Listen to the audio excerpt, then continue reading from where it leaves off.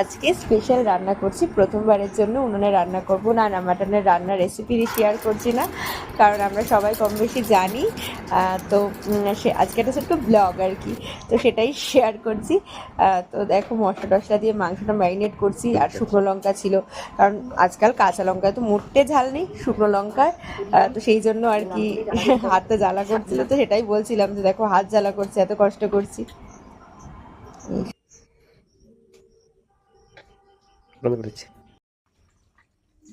হাত জ্বালা করলে তোমাদের কষ্ট করে রান্না করছি, হাত জ্বালা করলে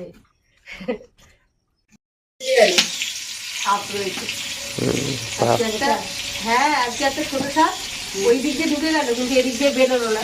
মানে ওই মাঝে ওই মোটা দেয়ালের মাঝে ওরা বাসা বেঁধেছে।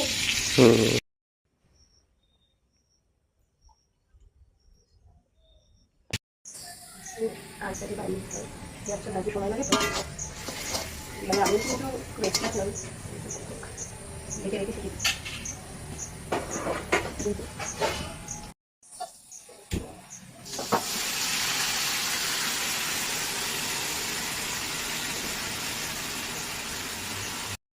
কি গো কি